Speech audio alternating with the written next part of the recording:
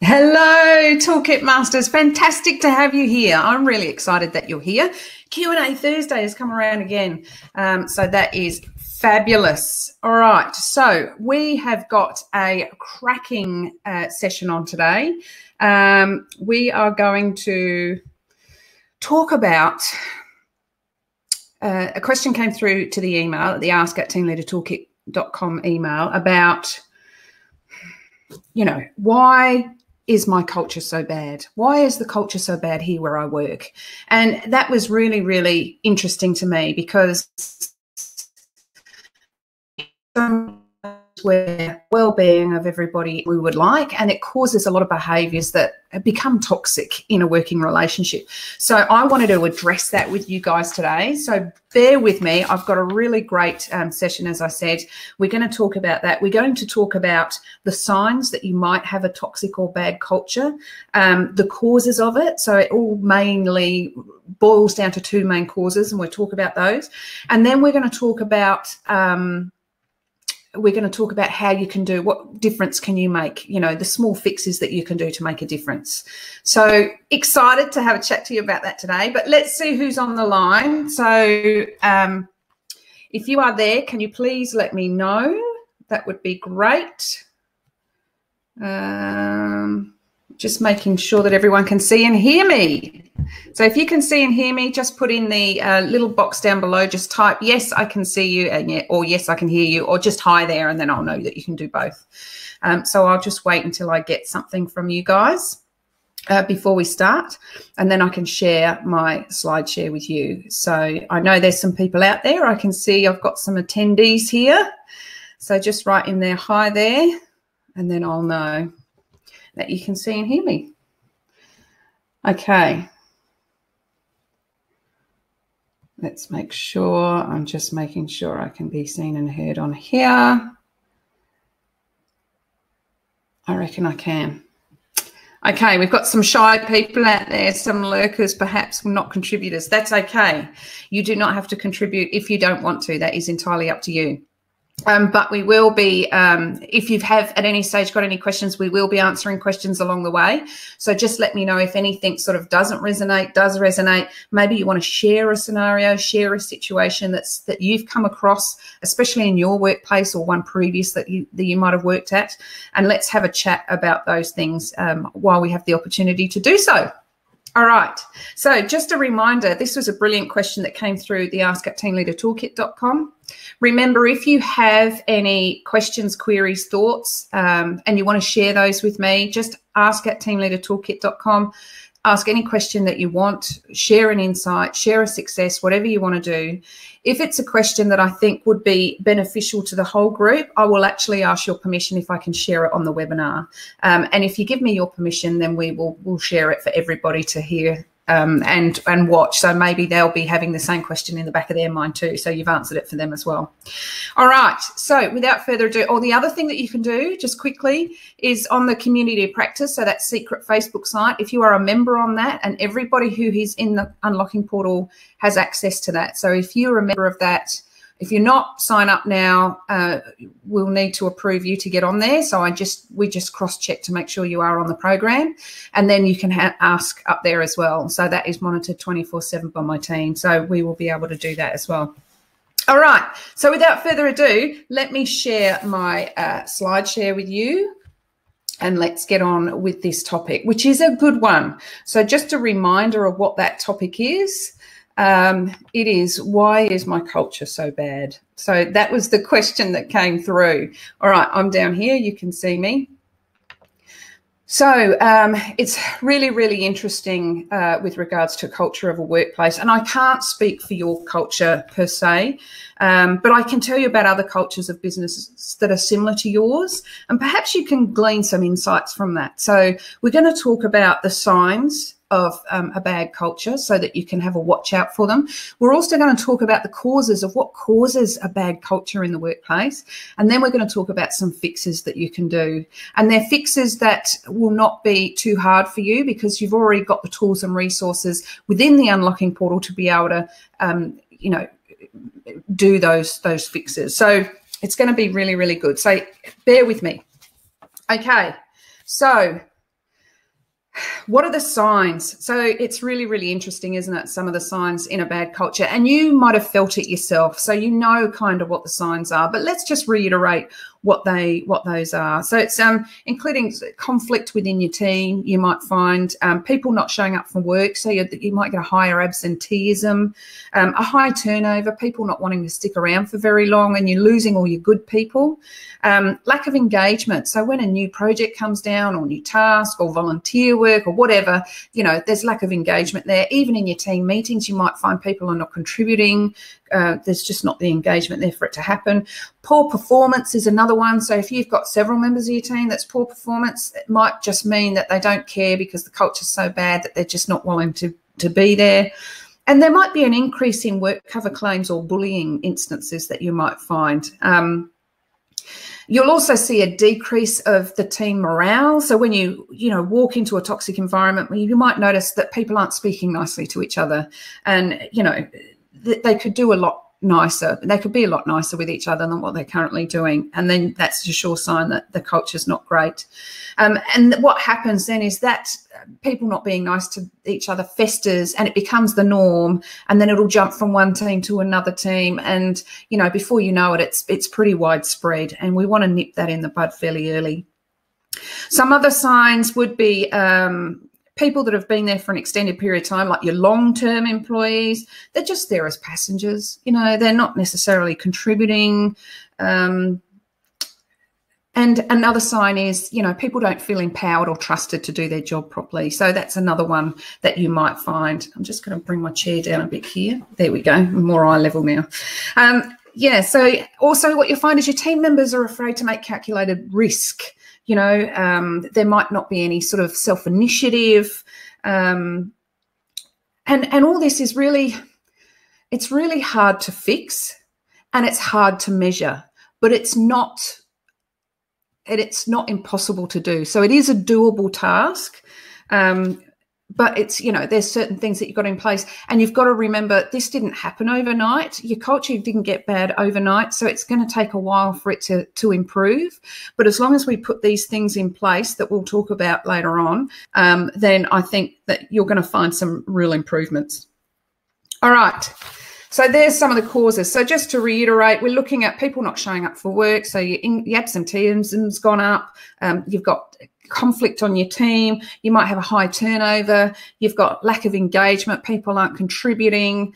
Poor performance, increase in bullying and work cover claims, decrease in morale. People not being very nice to each other, which festers and even grows. And then you've got your longer term employees that have been there for a while that are just passengers. They're just on there for the ride. They're not contributing. They're not, going that extra mile or anything. They're just doing the bare minimum. So if you've got these sorts of things, then it's not a really pleasant place to work. And we have to, as leaders, do something to improve that situation as much as we possibly can. But before we can do that, we need to find out what the causes are. So let's have a look at that. What are some of the causes of a bad culture in a workplace? So usually it boils down to two main things. Number one is the demands of the job outstrip the resources. So pretty much we're being asked to do way much more than we can with the time that we've got, with the resources, with the equipment, with the tools, all that sort of thing. If our demand of what is for us in that work environment is much more than what the resources we've been given, then that is a big instigator of a bad culture. It tends to increase stress. This is where you get your high turnover, where people are going, oh, this is impossible. I can't do this. I'm out of here. It increases that poor performance levels. And, if we can't meet the demands of our role, then we perform at a really bad level because the expectations are way too high because the resources aren't given to us.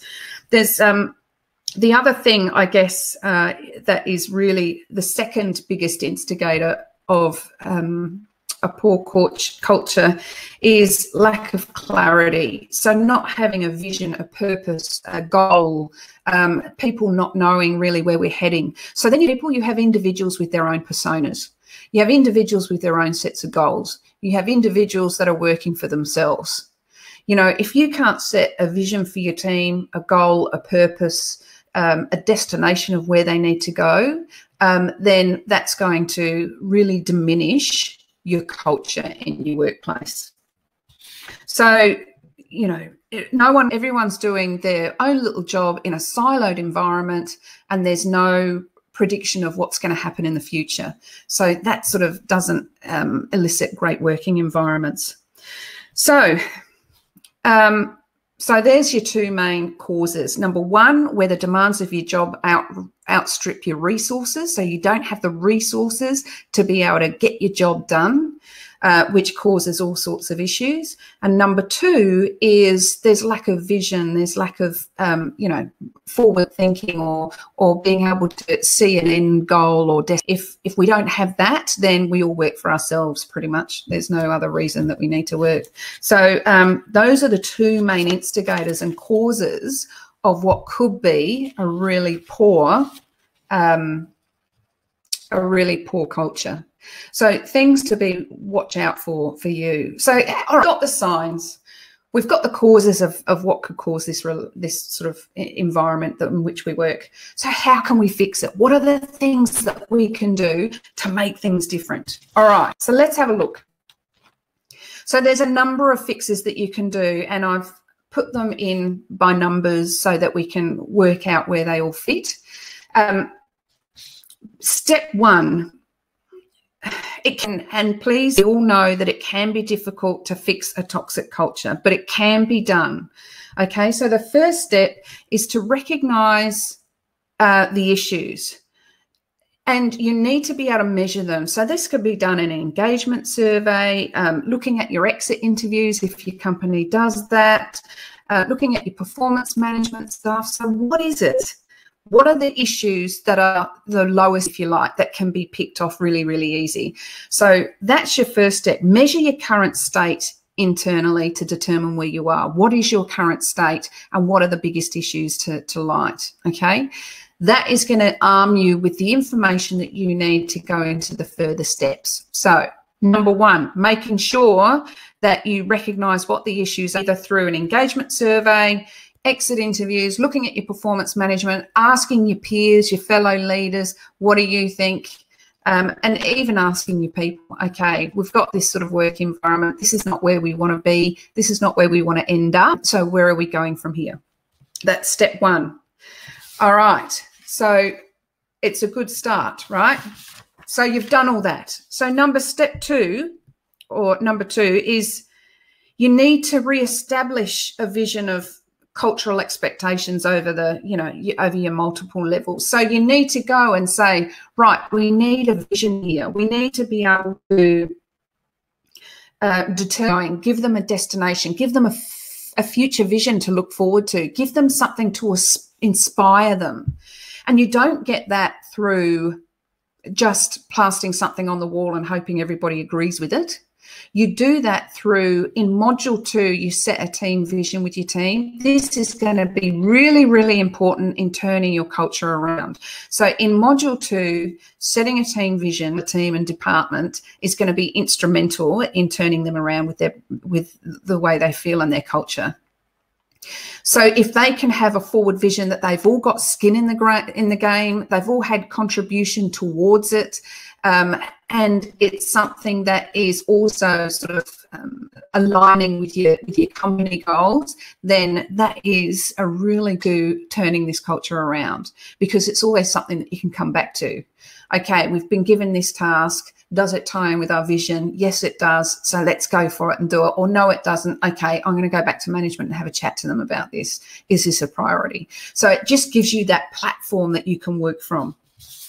So step 2, set that team vision. It's in module 2 of your of your unlocking portal, and it's going to be really instrumental in moving forward. So making sure you do that. And when you set a team vision, everybody has to contribute to it. So once everybody's contributed and everyone agrees with, and I'm talking about 80% agreement, you're never going to get everybody 100%. But if you say up front, I want you to be 80% happy with this, then it takes the pressure off of everybody, agreeing with every word. So journey with it, set your team vision. And then, you know, 6 months down the track, if you have a bit of a high turnover and you get some new people on the team, you may have to do that again. You may have to say, this is our team vision. Do we still agree with it? And if not, maybe we need to tweak it. But it's something that needs to be followed, kept alive for the whole time. Stick it in your team meeting room. You know, talk about it at every team, you know, weekly meeting that you have or whatever. Really, really important. All right, so what have we got next? So we've got step 3. Now, step 3, another really, really important one that often gets missed. Okay, so we've looked at our current state through engagement so that we can do that. We've actually created a team vision for our team.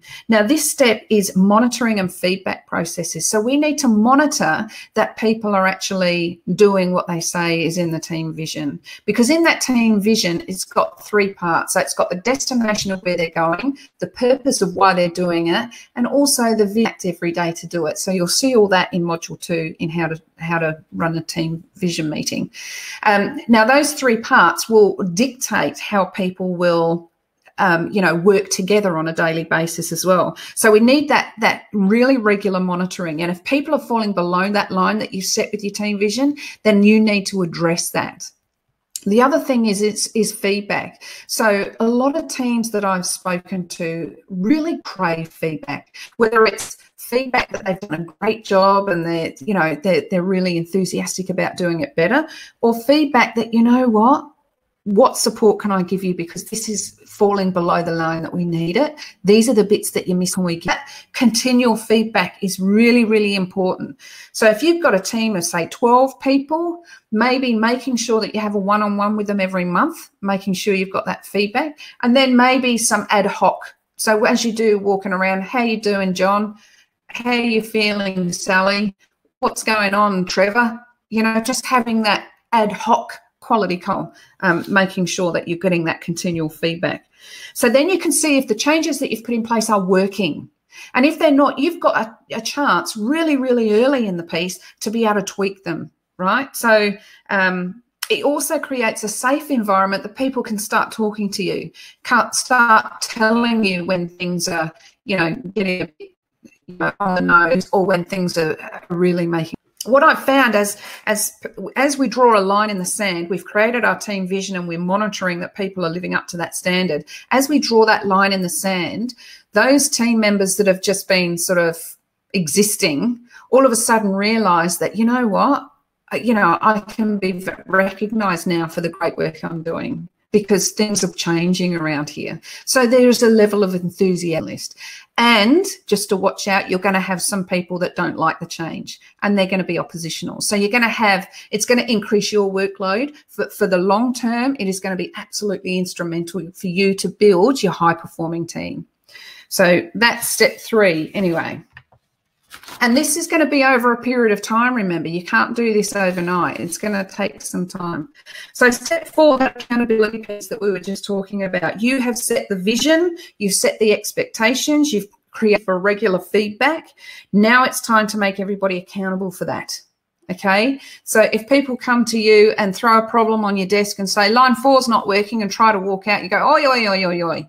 Come back in the room. Remember, our vision is we all work together. We all problem solve, or whatever the vision is.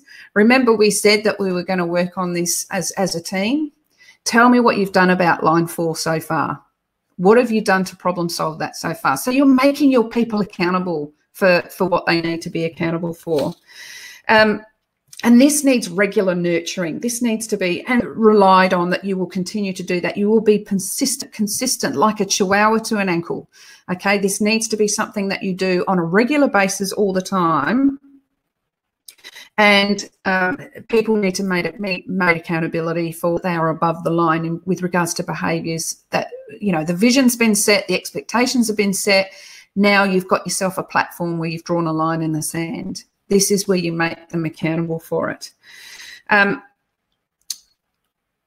I have some people that are going to celebrate that. Some people on your team that are going to really love it because they're going, finally, some people are going to be made accountable. There's going to be consequences for people that are just sort of doing the bare minimum. you know, all this sort of stuff. And then you're going to have some that are oppositional going, no, I was just coasting before. I don't want to have to do all this extra stuff. Well, you need to make them accountable for that. And remember, you're not a leader to be everyone's best friend. That's not why you're there. You're there to provide coaching, support, empowerment, and consequence. So make sure that take the pressure off yourself that you need to be liked by everyone. That's not going to be the case. That doesn't mean you're a good person. It just means that you're going to set an expectation, and some people are going to like it and some people aren't, but the expectation stands. Okay, so that's step 4. Hopefully you're still with me here. Okay, so what's step 5? So step 5, so what you've done, you've set the vision, you've set the expectations, you've measured what your current state is, you've created an opportunity for regular feedback. Now, you might be here, right? This is going to take time. It didn't take overnight for your culture to get really bad. It's not going to take overnight to get it to a better environment. So I would suggest about 12 months down the track, when you've put this in place and you're consistent and you're persistent with it and you make people accountable, then you remeasure, you recalibrate. You did to measure the first time, measure again. Let's see if that needle has moved a little bit in another direction. You might find that your engagement's lifted. You might find performance is lifted. You might find that people are feeling a little bit more better about coming into work. You might find people are talking to each other a little bit nicer. So all those things that you're looking at, plus any sort of measurement tools, an engagement survey, as I've said before, or looking at the performance management, whatever it may be, you need to be able to recalibrate to see if it's working. If it's working, brilliant, you're on the right track, keep going. If it's not, if there hasn't been a movement in the dial, we're going to have to dial it up. We're going to have to step it up. So then you can look at your HR managers and other team members or other leaders to see what you can do a little bit more not enthusiastically. Okay, so have a think about that. So step 1, take a measurement. What is your current state? Step 2, making sure you re-establish a vision or a forward destination thinking. Step 3, make sure you monitor and give regular feedback. Make sure you make your people accountable for it. Draw that line in the sand and make people accountable. And then step 5, the last step at all, is you're recalibrating and reevaluating. That doesn't mean you stop all the other steps. They keep going. This is your new norm now. Okay, so they keep going, and then you can keep measuring every 12 to 18 months to make sure engagement is moving in the right direction. All right, so how do we go with that? Does it make sense? Hopefully it makes sense. Hey, Flick, nice to see you. Okay, so how do we fix the bad culture?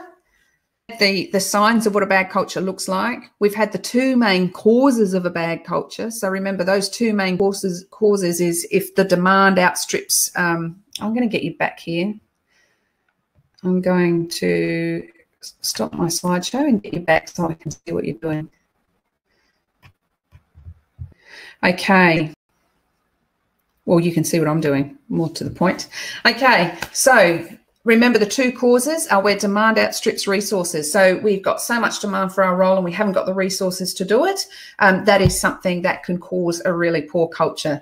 The second main instigator of a poor culture is having lack of vision, lack of direction, lack of purpose. Okay, so people are just working in silo, doing their own thing. It's not going to create a really great team environment and culture for you. So they're the 2 main causes, the 5 steps of what you can do to make a difference and make that work better for you. So hopefully that helped. Let me know if there is anything else that you've got, any insights that you've got, anything you want to share with me. Keep those questions coming through at ask@teamleadertoolkit.com. We have a great time getting together answering those for you. And if there's any tools or resources that you might need, just make sure you let me know. All right, so over to you. Have you got any questions? Flick, any questions for me? You've been very quiet lately, I must say. I know we've got Hay on the line, Don, Michael, Jen. So if nobody's got a question, all good here. Thanks, Flick. All right, fantastic. So thank you for joining me Q&A Thursday this week. It's been here. Remember, bring those questions through at ask@teamleadertoolkit.com. Get them coming through. If not, get onto the Facebook site, the Unlocking Portal, and get on there and have a chat with me there too. Have a great weekend yourself too, Flick. Enjoy. Goodbye, everyone. Thanks for tuning in, and I will see you next week with another great question and topic. All right. Bye for now.